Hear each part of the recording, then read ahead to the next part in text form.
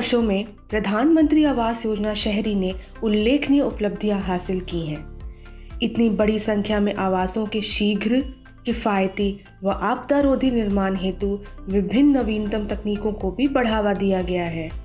इसी विषय पर तथा देश के विभिन्न भागों में लाभार्थियों से मुलाकात के दौरान व्यक्त की गई भावनाओं के बारे में श्री अमृत अभिजात से सुनते हैं।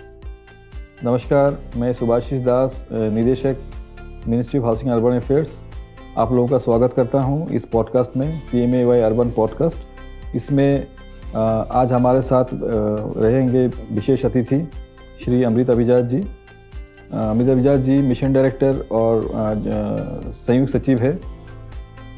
इस मिशन के। सो आज उनके साथ हम मिशन के बारे में, विभिन्न पहलुओं के बारे में डिस्कशन करेंगे। नमस्कार सर।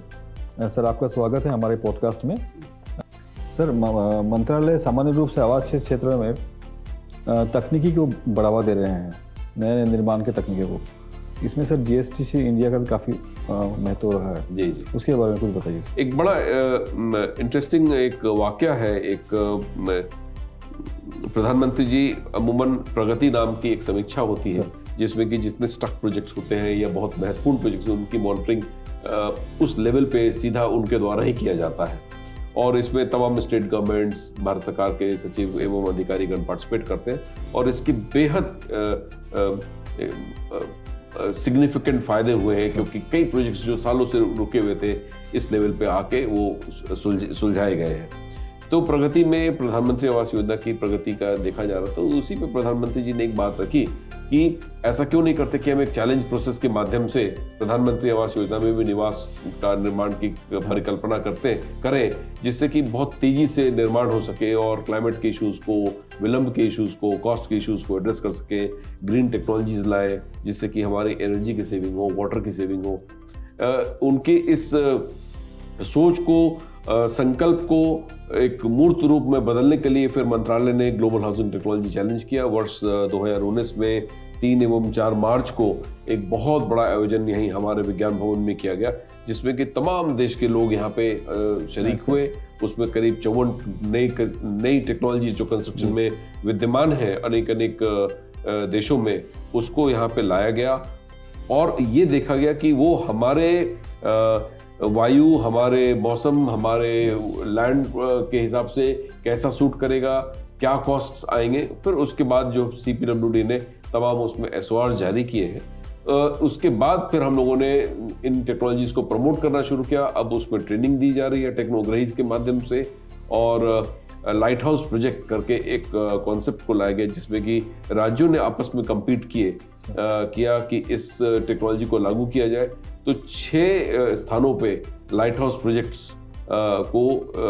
बनाया जा रहा है इस वक्त, जिसमें कि 6 राज्य जैसे त्रिपुरा में अगरतला है और लखनऊ है, फिर झारखंड में रांची है, राजकोट है गुजरात में, एवं तमिलनाडु में चेन्नई में काम हो रहा है, और मध्य प्रदेश में इंदौर में इसे बनाया जा रहा है। ये लाइट हाउस प्रोजेक्ट जो है लाइव लेबोरेटरी के रूप में यूज़ किए जाएंगे, जिसमें कि तमाम लोग जो है, इंजीनियर्स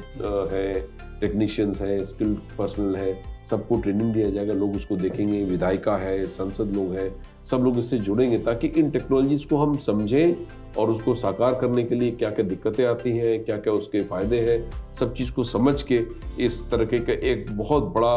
प्रक्रियात्मक और बहुत बड़ा एक चेंज इंडिया में कंस्ट्रक्शन टेक्नोलॉजी को लेके आएंगे, जिसमें कि मकान जब 3-3, 4-4 साल लगते थे बनने के, वो ऐसे दिन खत्म हो जाएंगे और मात्र 12 महीने, 10 महीने में बड़े बड़े निर्माण हो सकेंगे, जिससे कि वित्तीय सेविंग भी होगी, पर्यावरण को भी मदद मिलेगा, कॉस्ट भी घटेंगे क्योंकि जब वॉल्यूम्स बढ़ेगा तो, और एक क्रांतिकारी कदम कंस्ट्रक्शन टेक्नोलॉजी के चेंज की वजह से यहाँ इस देश में आ पाएगा। सर, आपने योजना का समीक्षा के लिए आप विभिन्न राज्यों में जाते रहे हैं रिव्यू करने के लिए। सर, आपने कुछ एक्सपीरियंसेस बताइए, किस तरह रहा है आपका जब आप लाभार्थियों के घर में विजिट करते हैं, उनके चेहरों में खुशियाँ देखते हैं? सही मायने में अगर कहा जाए तो एक शब्द में कहूँगा कि अविस्मरणीय। जब हम देश के विभिन्न कोनों में जब जाते हैं और जब उन लोगों से मिलते हैं, उनके अनुभव को महसूस करते हैं, तो उनके उन आंसुओं के माध्यम से, जो कि खुशी के आंसू हैं, और उन महिलाओं से जब हम इंटरेक्ट करते हैं कि जीवन में एक बहुत मूलभूत परिवर्तन आया है, उनके सामाजिक अस्तित्व में बहुत मूलभूत परिवर्तन आया है, और ना सिर्फ 4 दीवारों का ये घर किसी को मिल जा रहा है, क्योंकि वो भी एक बहुत बड़ी चीज़ होती है, परंतु ये उस तरह के घर नहीं है। इस घर में स्वाभिमान और डिग्निटी को बहुत इम्फेसिस दिया गया है, क्योंकि घर के जो साइजेस हैं, घर की जो आबो हवा है, जो सुविधाएं दी गई हैं राज्य सरकार, केंद्र सरकार के द्वारा मिलके, और जो लोगों ने खुद से बनाए हैं, वो ऐसा बनाया है जैसे कि अपने सपने को साकार कर रहे हो, ना कि 4 दीवारों का कोई छोटा सा घर मिल गया। निश्चित रूप से इसके वजह से बच्चों की पढ़ाई, महिलाओं का सेहत, उनके सामाजिक प्रतिष्ठा, उनकी इकोनॉमिक कैपेबिलिटी, क्योंकि कोई काम अगर करना चाह रहे हैं तो छत पे छोटा सा यूनिट डाल दिया, सिलाई कढ़ाई बुनाई का कुछ खोल दिया, कुछ खाने के व्यवसाय के लिए कर दिया, और ऐसे हजारों लाखों केसेस हमारे पास हैं जिसमें कि इस घर को मिलने की वजह से कई और सपने और पूरे हुए। तो सिर्फ एक सपना घर को देखिए पूरा नहीं किया गया, कई और सपनों को। तो हम लोग अक्सर मिशन में इस बात की बात करते हैं कि गिविंग विंग्स टू ड्रीम्स की जो बात है, तो उन सपनों को पंख मिले हैं, और बहुत महत्वपूर्ण तरीके से महिलाओं का इसमें जो योगदान रहा गया, क्योंकि संपत्ति उनके नाम पे दर्ज हुई, तो एक बहुत बड़ा परिवर्तन आया है। और जब ये स्कीम पूरी होगी, जब 1 करोड़ 13 लाख बन जाएंगे, तो आप ये समझ लें कि करीब 5 करोड़ लोगों को हम लोग इसमें छू पाएंगे, क्योंकि यहाँ के जो इन घरों से जो बच्चे निकलेंगे, वो इस बात को जानेंगे कि इस घर के वजह से उनकी उपलब्धि हुई है, अच्छी पढ़ाई हो पाई है, जीवन में आगे बढ़ पाए हैं, और देश के निर्माण में और 5 ट्रिलियन इकोनॉमी की जो बात हम कर रहे हैं, उसको बढ़ावा देने में एक इस स्कीम ने बहुत ही महत्वपूर्ण भूमिका निभाई है। और निश्चित रूप से हम लोग जब यहाँ पे अमूमन 10 से 12 घंटे की मेहनत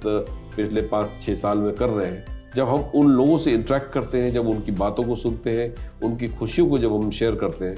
तो निश्चित रूप से वो थकान और वो मेहनत बिल्कुल एक बहुत ही सुंदर सा एक आभास देता है कि ये उस लायक वो काम किया गया जिसके लिए हम बहुत खुश रहें, बहुत प्राउड फील करें कि इस प्रकार के काम में हम लोग को इस जीवन में ये मौका मिला कि हम अपनी आहुति ऐसे काम में कर सकें। सर बहुत बहुत धन्यवाद सर आपका।